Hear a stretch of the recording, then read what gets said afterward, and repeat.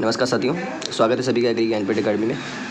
और आज का दिन जो है बीएससी एग्रीकल्चर पहले सेमेस्टर के लिए जो आपका पहला सब्जेक्ट है फंडामेंटल ऑफ एग्रोनॉमी, उसी का बिल्कुल बेसिक से स्टार्ट कर रहा हूँ।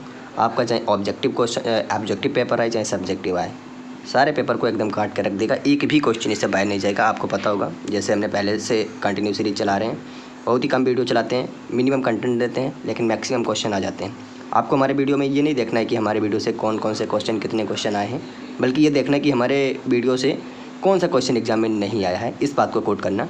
तो बिना समय गवाए शुरू करते हैं। और हाँ साथियों, सभी से मेरी गुजारिश है कि सभी लोग चैनल को सब्सक्राइब शेयर करते रहें और कमेंट बॉक्स में ये बताएं कि हमारा प्रयास आप लोगों को कैसा लग रहा है, ताकि हम लोग भी कुछ मोटिवेशन पा के कंटिन्यू आप लोगों के लिए कुछ बेहतर कर सकें।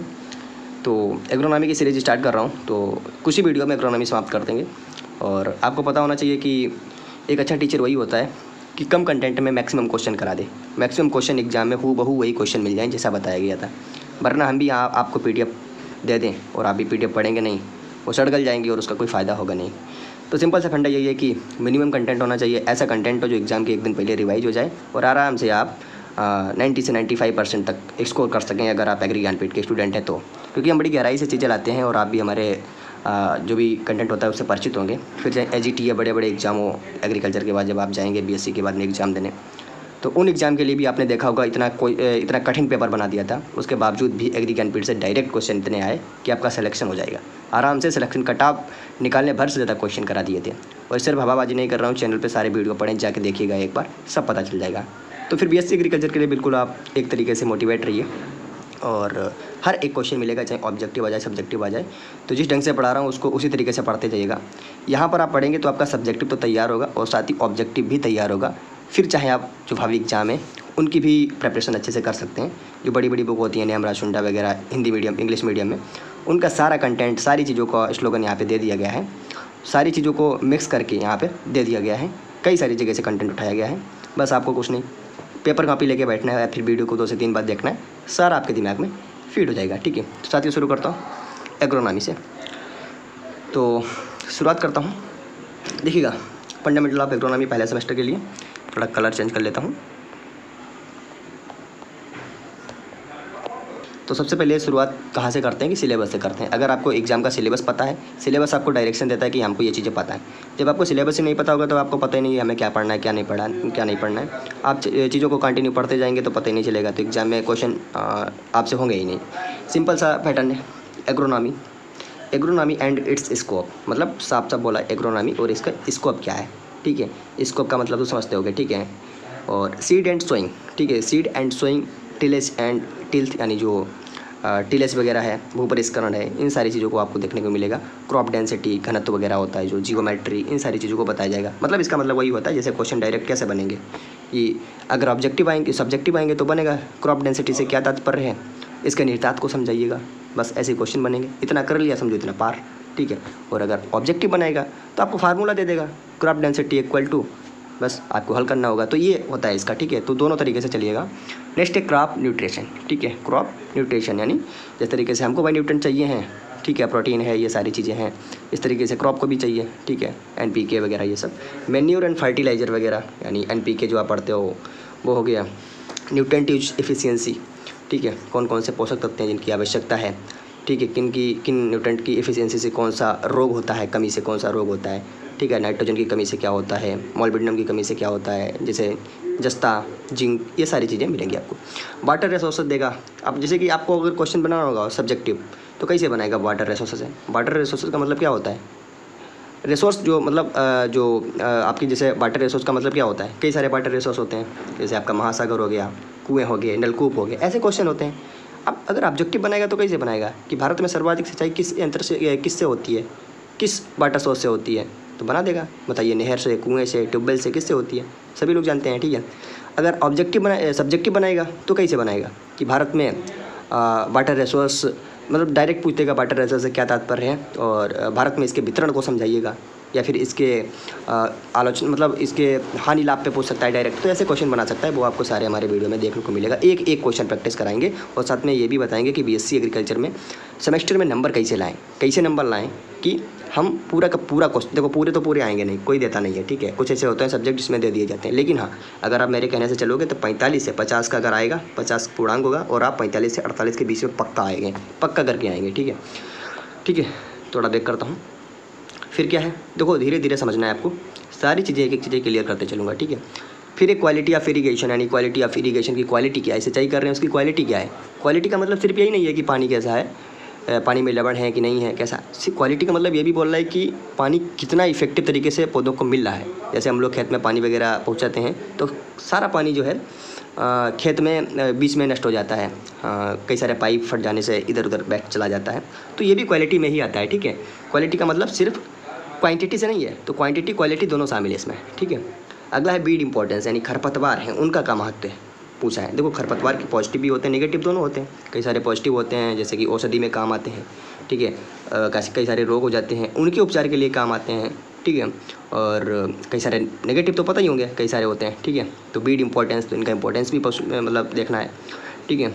और अब क्वेश्चन डायरेक्ट एग्जाम में पूछ चुका है कि खरपतवार के महत्व को समझाइए, ऐसे पूछ दिया, दे दिया 3 नंबर का या 5 नंबर या 6 नंबर का। अब लोग कह रहे हैं खरपतवार के महत्व को क्या समझाएं, ठीक है। बस यही है कि आप लोग थोड़ा दिमाग नहीं लगाते, सिलेबस देखे ही नहीं है, कोई भी क्वेश्चन सिलेबस से नहीं पूछता है। अब मेरी मान के चलो अगर सब्जेक्टिव आ रहे हैं तो हम ज़्यादा नहीं 25 से 30 के बीच में क्वेश्चन कराऊंगा, ठीक है। इसके बाहर एक भी क्वेश्चन बना के दिखा दे तब आप बताना, ठीक है। ये एग्री ज्ञानपीठ का वादा है, ठीक है भाई। और अगर ऑब्जेक्टिव आ रहे हैं तो उसका तो अलग से चला ही रहे हैं, और काफ़ी वीडियो पड़े भी हैं, उनको देखिएगा, ठीक है। तो यहाँ तक हो गया, क्लासिफिकेशन हो गया। क्रॉप बीट, देखो क्रॉप बीट कंपटीशन वगैरह दिया हुआ है, ठीक है। क्रॉप बीट के साथ कंपटीशन कैसे होता है, कंपटीशन का मतलब यही है कि जैसे आपका कोई भी क्रॉप है, क्रॉप के साथ में मान लिया आपके क्रॉप में गेहूँ है, गेहूँ के साथ में कोई खरपतवार है, गेहूँ का मामा जिसे बोलते हैं, ठीक है। अब इसका इसके साथ कैसे कंपटीशन है, कौन जीतेगा कौन हारेगा वो पूछा है ना। कॉन्सेप्ट ऑफ बीड मैनेजमेंट, तो बीड मैनेजमेंट का मतलब हम जो बीड है उसका प्रबंधन कैसे करेंगे, क्या मेथड है, कौन कौन से मेथड है, ठीक है। केमिकल मेथड भी हैं, ठीक है, कई सारे मेथड है। और प्रिंसिपल एंड मेथड, हाँ उसकी वो तो बात हो गई है। फिर हर्बिसाइड आते हैं, हर्बिसाइड इनका क्लासिफिकेशन है। सिलेक्टिविटी एंड रेसिस्टेंस, अब सिलेक्टिविटी टॉपिक आपके ऑब्जेक्टिव में काफ़ी अच्छे से बनता है, लेकिन इसको सब्जेक्टिव में ज़्यादा बेहतर नहीं बना पाएंगे।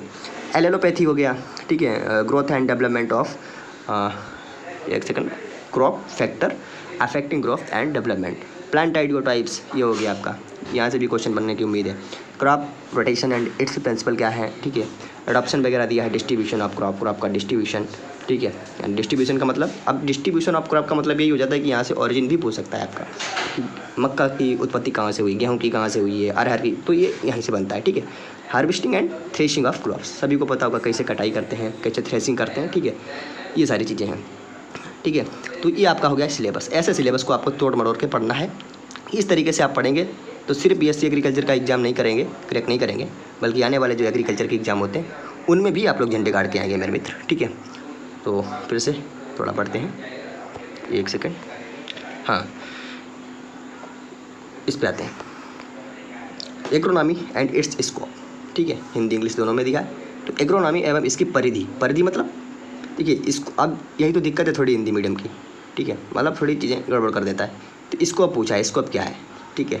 तो स्कोप का मतलब देखते हैं, सबसे पहले इंट्रोडक्शन देते हैं कि मतलब कोई भी क्वेश्चन लिखिएगा, आप पूछ दिया कि बताइए एग्रोनॉमी का स्कोप क्या है, ठीक है। एग्रोनॉमी का स्कोप क्या है, अब स्कोप का मतलब आप कैसे क्वेश्चन को करेंगे, तो क्वेश्चन के 3 भाग होते हैं। सबसे पहले परिचय बनाइएगा, परिचय के बाद में मुख्य बॉडी बनाइएगा, फिर अंत में कंक्लूजन दे दीजिएगा, आपका हो जाएगा, ठीक है।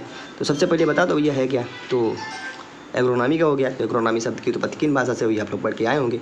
एग्रोस का अर्थ होता है फील्ड, नोमोस का अर्थ होता है मैनेजमेंट, यानी खेत का प्रबंध करना या फिर फील्ड का प्रबंध करना। तो इस प्रकार क्या हो गया कि एग्रोनॉमी का शाब्दिक अर्थ है कि फसलों और खेतों का मैनेजमेंट या प्रबंधन करना, ठीक है।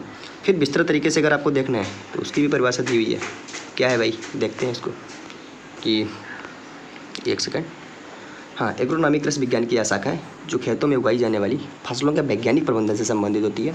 इसमें फसल उत्पादन तकनीकें, मृदा जल उर्वरक, खरपतवार नियंत्रण, मौसम और फसल प्रणाली आदि को शामिल किया, अध्ययन शामिल होता है, ठीक है।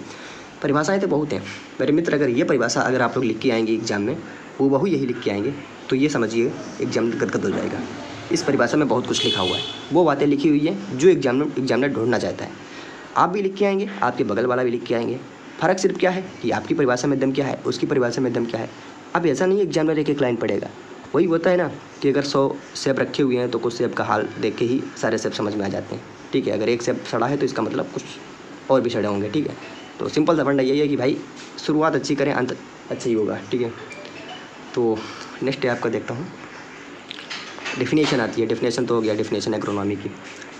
वैसे हर बुक में आपको अलग अलग डेफिनेशन मिलेगी, लेकिन यहाँ पे जो डेफिनेशन दी गई है सारी बुक से काट छाँट के दी गई है, ठीक है। तो एक बेहतरीन डेफिनेशन आपको देखने को मिलेगी।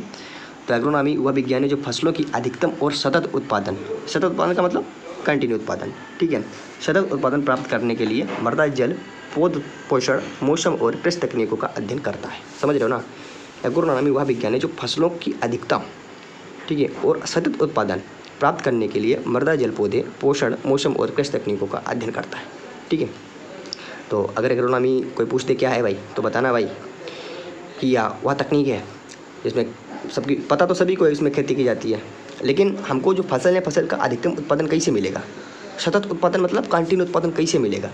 मान लिया एक पीढ़ी है, अनाज ख़त्म हो जाएगा, दूसरी पीढ़ी आ रही है, इसके लिए अनाज अगर हमें देना है सतत तरीके से, लगातार तरीके से, और फसलों को अधिकतम अगर हमें प्रयोग में लाना है, तो उसके लिए क्या करेंगे हम। मृदा हो गया यानी मिट्टी हो गई, जल हो गया, पौध पोषण हो गया, मौसम कैसा है, और कृषि तकनीकें, इनका अध्ययन करना जरूरी रहेगा। अब बताओ भाई, बिना मिट्टी का अध्ययन किए आप लोग फसल को अधिकतम फसल से अधिकतम लाभ ले सकते हो, नहीं ले सकते हो। सतत उत्पादन कर सकते हो, लगातार उत्पादन कर सकते हो, नहीं कर सकते हो, ठीक है। बिना पौध पोषण का आपको ज्ञान होगा तो क्या कर सकते हो, नहीं कर सकते हो। भाई इंसान को पौध पोषण का ज्ञान हुआ तभी जाके धान की क्यारियाँ बनाकर उसका पौध रोपण करने के बाद में उसे खेत में ले जाना, तभी तो बेटर रहेगा। अब वरना धान को बोने की तो मेथड कितना ज़्यादा कॉस्टली होता है। बिना मौसम का पूर्वानुमान लगा के आप क्या कर सकते हो, नहीं। आज के दिन किसान भाई को एग्जैक्ट जानकारी भी धीरे धीरे मिलने लगी है। हालांकि अभी हमारे देश में इतनी बड़ी टेक्निक नहीं है जो मौसम की एग्जैक्ट जानकारी बता दें, ठीक है, लेकिन उतना डिपेंडेंट नहीं है, लेकिन हाँ फिर भी काफ़ी अच्छा डाटा मिल जाता है। और कृषि तकनीकों का अध्ययन, और भाई एग्रीकल्चर की जो टेक्निक होंगी जब तक वो नहीं आएंगी, जैसे आप लोग देखते होंगे पोटैटो में कई सारी टेक्निकें, सीड पोटैटो, वो कई सारी ऐसी टेक्निकें वो आप देखते होंगे। आजकल तो ड्रोन वगैरह आ रहे हैं, तो कितनी ज़्यादा चीज़ें हैं, तो ये सब एग्रोनॉमी का ही है ना, ठीक है। इस तरीके से अब आपको चीज़ें क्लियर हो गई होंगी, तो अब एग्रोनॉमी में बहुत सारी बातें लिख सकते हो ना। अगला है FAO, ठीक है, फूड एंड एग्रीकल्चर ऑर्गेनाइजेशन। इसके अनुसार क्या है एग्रोनॉमी, तो इंग्लिश में दिया हुआ है, कोई दिक्कत नहीं है। इसके अनुसार भी एग्रोनॉमी की परिभाषा है। अब जब आप ये ध्यान रखिएगा, परिभाषा देते हो ठीक है, लेकिन परिभाषा देने से पहले ज़रूर ये कोड कर देना कि इसके अनुसार, FAO के अनुसार, या फिर कोई भी ICR के अनुसार। ये जब डालते हो उसके नीचे अंडरलाइन करते हो मेरे भाई, पूरा का पूरा नंबर मिलेगा। एग्जामिनर काटने का मतलब मजबूर हो जाएगा, कैसे नंबर काटेगा भाई, बच्चे ने क्या लिखा हुआ है। सिर्फ परिभाषा ही नहीं बल्कि पूरा क्वेश्चन बताऊंगा धीरे धीरे। अब वैसे नहीं एकदम सब समझ जाओगे, ठीक है। शुरुआत करो छोटे लेवल से, ठीक है। तो आपने अगर डाल दिया FAO के अनुसार या फिर फूड एंड एग्रीकल्चर ऑर्गेनाइजेशन के अनुसार, ठीक है, agronomy is the science and practice for crop production and field management, ठीक है। तो एग्रोनॉमी एक विज्ञान है और जिसके अंतर्गत हम फसल है उसका उत्पादन और जो हमारा फील्ड का मतलब जो हमारा खेत है उसका प्रबंधन करना है, ठीक है, या फसल का प्रबंधन करना, ऐसे भी कर सकते हो। तो अगर आप FAO के अनुसार कोई भी परिभाषा लिख देते हो, ये भी लिख दोगे, इसके आगे भी FAO लगा दोगे, तब भी एग्जामिनर आपका काटेगा नहीं, ठीक है, काटेगा नहीं। ये भी परिभाषा इसी से संबंधित है, लेकिन इसको आपने ज़्यादा डिस्क्राइब कर दिया। बात एक ही है, चाहे इसको करो चाहे इसको, इसके आगे भी, लेकिन इसके आगे ICR नहीं लगा सकते हो। ICR ने ऐसी कोई एग्जैक्ट डेफिनेशन इस तरह नहीं दी है, तो इन चीज़ों से आपको दूर रहना है। तो FAO लगा के आपको परिभाषा लिख देनी है, काफ़ी अच्छी इफेक्टिव दिखने वाली आपकी परिभाषा बन जाएगी, और आपको भी विश्वास रहेगा कि भाई हम कुछ बढ़िया करके आए हैं, ये अग्री ज्ञानपीठ ने हमारा साथ दिया, उसी तरीके से हमने किया है और एग्जामिनर को गदगद कर दिया है। अब तो हम फोड़ के आएंगे और झंडे गाड़ के आएंगे। दूसरा दिया है आपका सिलेबस में टॉपिक है मेन कंपोनेंट ऑफ एग्रोनॉमी। अब कंपोनेंट मतलब घटक। एग्रोनॉमी के मुख्य घटक क्या होते हैं। आप कई सारे लोगों को घटक ही नहीं पता होगा कंपोनेंट क्या होता है। कंपोनेंट मतलब क्या होता है, जैसे मैं अगर पूछ दूँ कि कोई भी चीज़ किन किन चीज़ों से मिलकर बनी हुई है, उसको कहते हैं घटक, ठीक है, उनको कहते हैं घटक। अब जैसे पेन आपके हाथ में होगा, पेन के घटक क्या है, कंपोनेंट क्या है बताइए। तो पेन के कंपोनेंट क्या है, पेन किन किन चीज़ों से मिलकर बना हुआ है। भाई पेन में कई सारी चीज़ें हैं, प्लास्टिक का भी यूज हुआ है, पॉलीथीन का भी यूज हुआ है, ठीक है, इन सारी चीज़ों का यूज हुआ है। उसी के द्वारा उन्हीं सारी कंपोनेंट को मिलाकर एक पॉलीथीन का निर्माण किया गया है, जिसमें पॉलिएस्टर से लगा के नायलॉन वगैरह सब कुछ इंक्लूड होता है। ज़्यादा डीप में नहीं जाना, सीधे आपको ऊपर ऊपर बातें करना है। तो इसके कंपोनेंट तो जान गए हो क्या है। तो कंपोनेंट क्या है एग्रोनॉमी के। अब भाई सॉइल साइंस पढ़ते हो वो भी एग्रोनॉमी का ही अंदर आता है, ठीक है। मैंने भी बताया था एग्रोनॉमी में क्या करते हो आप, मृदा से संबंधित बताया था। ये देखो ऊपर ही देखो, अभी तुरंत देखो, ये देखो लिखा हुआ है मृदा है, जल है, इनका क्या करते हो, ठीक है। इन सारी चीज़ों को ढंग से अध्ययन करते हो ना, तभी एग्रोनॉमी के अंतर्गत भी सॉइल साइंस भी आता है। ठीक है, तो सॉइल साइंस एग्रोनॉमी का ही घटक हो गया है। ठीक है, वाटर मैनेजमेंट अभी बताया था। क्रॉप साइंस, ठीक है, ये भी हो गया है। क्रॉप साइंस क्या करता है? फसलों का वर्गीकरण करता है, विकास और उत्पादन करता है। अब जल प्रबंधन आपने लिख दिया है, जल प्रबंधन के आगे 2-4 लाइन लिख दीजिएगा। हम अब आपको ये थोड़ा ना बताएंगे भाई जल प्रबंधन में क्या लिखना है क्या नहीं लिखना। भाई जल का प्रबंध करना, जल का कैसे प्रबंध करें जो खेत को अच्छी तरीके से पानी मिले। ठीक है, मतलब एक बेहतरीन पाइप की व्यवस्था करना। ठीक है, इस तरीके से। और जो भी रास्ते हैं उन रास्तों की देखभाल करें। अब पता चले कि काफ़ी लोग जा रहे हैं, ऊपर से कोई ऐसा जानवर आ रहा है, उसके पैर पड़ रहे हैं, तो आपका पाइप है वहाँ से फट जा रहा है, तो जल का गलत प्रबंध होगा, आप जान भी नहीं पाओगे। ठीक है, तो ये सारी चीज़ें हैं। क्रॉप साइंस हो गया, बीड मैनेजमेंट हो गया, फर्टिलाइजर एंड न्यूट्रिएंट मैनेजमेंट, उर्वरक प्रबंधन हो गया, उर्वरक का प्रबंधन कैसे करना है, कृषि यंत्र और तकनीक का इस्तेमाल कैसे करना है, फसल चक्र और प्रणाली, मौसम विज्ञान और कृषि मौसम। भाई अगर ये आपको 8 पता है कंपोनेंट, अगर आप इन्हीं को डायरेक्ट लिख दोगे, और लिखना कैसे है, सिर्फ ऐसे नहीं लिखना है एकदम लिख रहे हो, थोड़ा आपको अट्रैक्टिव तरीके से लिखना है। पहले आपको लिख देना है कंपोनेंट यानी घटक, ऐसे। एक सेकंड में आपको बता ही देता हूँ, क्लियर कर देता हूँ भाई, इसी तरीके से करके आना मेरे भाई। ठीक है, ठीक है, एक सेकंड इसको बता देता हूँ, उसके बाद में बताता हूँ आंसर कैसे लिखना है। ठीक है, उसके बाद में बताता हूँ। ठीक है, और हर वीडियो को देखें, कोई भी वीडियो मत छोड़ें, इतने देख लें आपके लिए काफ़ी है। कोई क्लास कहीं भी कुछ नहीं दौड़ने भागने की ज़रूरत है बस। ठीक है, उद्देश्य देख लो भाई, उद्देश्य मेरा कहने का मतलब है थोड़ा सिलेबस भी करा देता हूँ, थोड़ा करा दूँ। तो उद्देश्य क्या है एग्रोनॉमी का, ऑब्जेक्टिव क्या है, फसल। अब देखो यार, उद्देश्य क्यों पढ़ने की ज़रूरत नहीं होती है। अगर आपके अंदर थोड़ा भी टैलेंट होगा, ऊपर जो हमने बताया है वो अगर आप समझ गए होगे, तो उद्देश्य एक नहीं आप 50 लिख सकते हो। फसल उत्पादन को अधिकतम और टिकाऊ बनाना। ठीक है, अगर आपके दिमाग में वो चीज़ें हैं, क्या क्या हमने पढ़ा था, हमने जल प्रबंधन पढ़ा था, मृदा प्रबंधन पढ़ा था, तकनीक का प्रबंधन पढ़ा था, ठीक है, फसल प्रबंधन पढ़ा था। अगर ये 4-5 बातें आपके दिमाग में हैं तो आप 20 हो आप बना सकते हो उद्देश्य। तो फसल उत्पादन को अधिकतम और टिकाऊ बनाना, फसल उत्पादन को सतत प्रक्रिया में लाना, या फिर भूमि प्रबंधन करके फसल की जो उत्पादकता है उसको बढ़ाना। इस तरीके से कई सारे बना सकते हो। खेती की उत्पादकता को बढ़ाना, वही बात है। प्राकृतिक संसाधनों का संरक्षण करना। ठीक है, कृषि को पर्यावरणीय अनुकूल बनाना, न्यूनतम लागत में अधिकतम अधिक लाभ प्राप्त करना। ठीक है, तो इस तरीके से उद्देश्य होते हैं। मैंने 4 बना दिए हैं, अब आप देखना है। मैंने 4 नहीं 5 बताए हैं, 1 2 3 4 5 बताए हुए हैं। अब 5 उद्देश्य हैं, ये 5 उद्देश्य से आप 25 बना सकते हो। इससे आप 5 उद्देश्य बना सकते हो। पहली लाइन क्या है आपकी, देखना है, फसल उत्पादन को अधिकतम और टिकाऊ बनाना। इससे 5 लाइन कैसे बनेगी बताओ। फसल उत्पादन को अधिकतम कैसे अधिकतम करोगे, बताइएगा कैसे आप अधिकतम करोगे। जब आप उचित तरीके से उसका प्रबंध करेंगे। ठीक है, उचित तरीके से आप प्रबंध करेंगे, फसल चक्र को अपनाएंगे। ठीक है, जितनी खाद की आवश्यकता है उतनी डालेंगे। ठीक है, तो इस तरीके से आप बना सकते हो। और टिकाऊ बनाएंगे, टिकाऊ कैसे बनाओगे भाई, ज़्यादा केमिकल का यूज़ मत करना। ठीक है, संतुलन बनाए रखना, इस तरीके से सब झोंकिएगा। खेत की उत्पादकता को बढ़ाना है, कैसे बढ़ाओगे उत्पादकता को बताओ भाई। जैविक खेती का भी प्रयोग कर सकते हो यहाँ पर, ऐसे भी कई सारी चीज़ें बना सकते हो उत्पादकता बढ़ाने के लिए। मतलब कई सारी चीज़ें आप लिख सकते हो। ठीक है, तो इस तरीके से आपका एक बेस बनता है। देखो पहले दिन हो सकता है कुछ समझ में ना आए, ठीक है, लेकिन धीरे धीरे जैसे जैसे आप 1-2 बार वीडियो को देखेंगे तो समझ में आएगा। वीडियो की यही खासियत होती है कि अगर आपको वीडियो एक समझ नहीं आ रहा है तो दूसरी बार देखिएगा, ऑटोमेटिक समझ में आने लगेगा। ठीक है, तो बिल्कुल चिंता नहीं करना है, पहले सेमेस्टर की बात है। ठीक है, अब थोड़ा मैं डिटेल में आपको बता देता हूँ आंसर कैसे आपको लिखना है।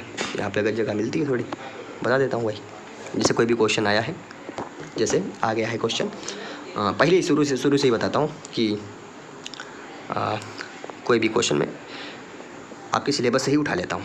ठीक है, तो आपकी आंखों के समझ ही सारी चीज़ें रहे हैं। ठीक है, तो पहले सिलेबस की लाइन क्या है, भी क्वेश्चन बनाता हूँ, agronomy and its scope, seed and sowing.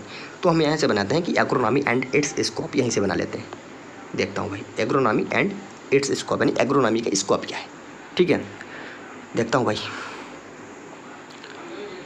Agronomy के, हाँ क्वेश्चन नंबर है आपका कि कृषि सस्य विज्ञान से आप क्या समझते हो, मतलब यह थोड़ा बन नहीं रहा है। ठीक है, मैं आपको ऊपर बता देता हूँ, ये आपका हो गया है क्वेश्चन। ठीक है, कृषि विज्ञान का उद्देश्य क्या है। ठीक है, इसके निहितार्थ को समझाइए या इसके महत्व को समझाइए। ठीक है, अब क्या करना है आपको, आपके दिमाग में कुछ आ ही नहीं रहा है, बिल्कुल शुरू में आपको कुछ नहीं सोचना है। एग्रोनॉमी से आप क्या समझते हैं, उसने पूछ दिया क्या समझते हैं, एग्रोनॉमी को बताइएगा क्या समझते हैं भाई, जो परिभाषा बताइए डायरेक्ट लिख दो, FAO के अनुसार ये चीज़ें हो गई। ठीक है, ख़त्म हो गया। अब आपके दिमाग में आना चाहिए जो चीज़ें बताई हैं। यहाँ पर बीच में आप बहुत कुछ लिख सकते हो, कोई भी चीज़ ऐसी नहीं है, लेकिन अनर्गल जो क्वेश्चन में पूछा गया है उसी के बारे में रखिएगा दिमाग में, ये दूसरी जगह दिमाग मत दौड़ाइएगा। पूछ रहा है एग्रोनॉमी के बारे में, लिख रहे हो जैविक खेती के बारे में, तो दिक्कत जाएगी। ठीक है, तो एग्रोनॉमी क्या है और इसके महत्व को समझाइए, इतना पूछ दिया है। अब बीच में हेडिंग डालेंगे महत्व। अब महत्व में क्या लिखेंगे, बीच में हेडिंग डालें, बीच में गोला कर सकते हैं। ठीक है, कई सारे टेक्निक होती हैं, कई सारे लोग अपना धीरे धीरे बताऊंगा, 20 मेथड बताऊंगा आंसर लिखने का। महत्व लिख लिया बीच में, अब इसको ऐसे कर देना, ऐसे कर देना, ऐसे कर देना, ऐसे कर देना। क्या क्या महत्व लिखना है, देखो हर चीज़ के 5-6 चीज़ें होती हैं, 4 से 5, 4 चीज़ें ध्यान रखो। एक होता है सामाजिक महत्व, ठीक है, सामाजिक। एक होता है आर्थिक महत्व, ये सभी में लिखना है, आर्थिक महत्व। कृषिगत महत्व, कृषिगत ये सब ध्यान रखना है, यही सब होते हैं, इन्हीं पे एग्जामिनर एकदम खुश हो जाता है। एक सेकंड भाई, कृषिगत महत्व, ठीक है। तकनीकी महत्व ये डाल सकते हो, तकनीकी महत्व, ठीक है। अब ये इस तरीके से मतलब बता रहा हूँ आपको लिखने का तरीका एग्जैक्ट, आपको ये कंटेंट याद नहीं रखना है, ठीक है। तो ये डाल दिया आपने, ये हो गया, ये हो गया, आपने मतलब आंसर को अट्रैक्टिव बनाने के लिए ये आपने फिगर बना दिया है। अब एग्जामिनर के वाह भाई काफ़ी क्या है। फिर आपको क्या करना है, नीचे से लिखना है। फिर आप जो गाथा लिखना चाहते हो, गाथा मतलब ऐसा नहीं है इधर उधर की चीज़ें, तो आप डिटेल से अपना आंसर शुरू कर सकते हैं नीचे से। जो आपको बताना है वो आप कैसे लिखें। अगर आप नंबरिंग देना चाहते हैं 1 2, 1 सेकंड।